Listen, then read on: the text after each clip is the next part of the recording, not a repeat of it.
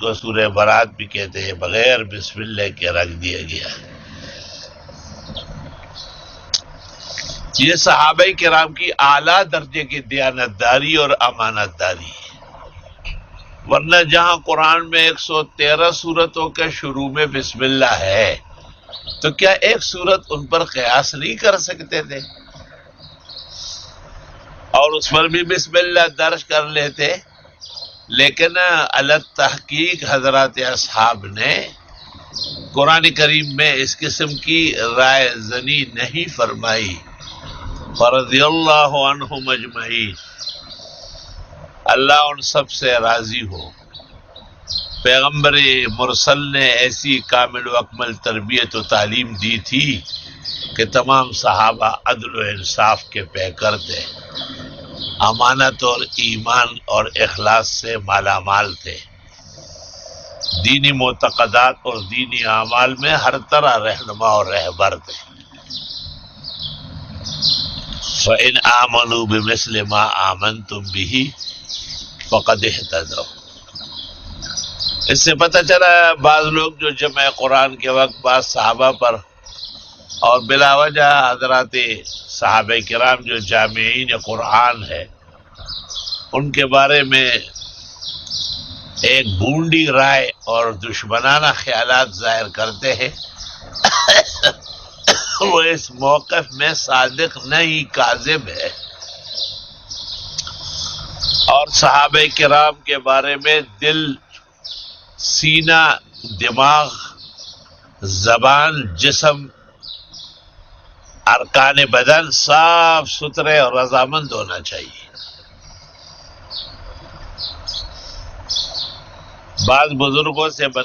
منقول ہے، شیخ شبلی سے مجدد نے نقل کیا ہے مکتوبات میں، من عاب احدا من اصحابہ ما آمن باللہ ورسولہ، جو صحابہ میں عیب نکالتے ہیں یہ شخص اللہ اور رسول پر ایمان رکھتا ہی نہیں۔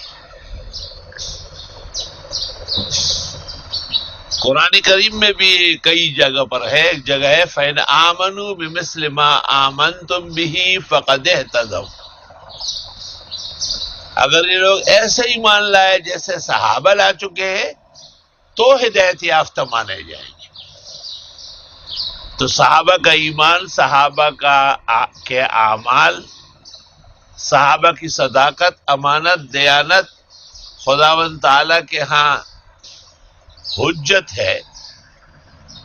اور پوری امت کو حکم ہے کہ وہ ان کا اتباع کرے، ان کا انقیاد کرے۔ الحمدللہ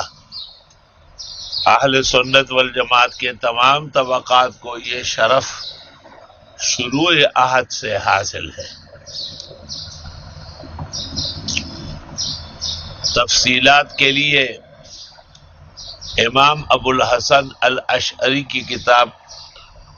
الابانہ عن اصول الدیانہ اور محقق ابن الحمام کی کتاب مسایرہ اور مسامرہ، اور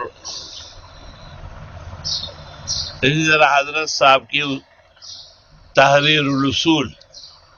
اور اس پر تحریر اور تحبیر ابن امیر بادشاہ کی یا محمد امین بخاری کی تحریر قابل لحاظ ہے،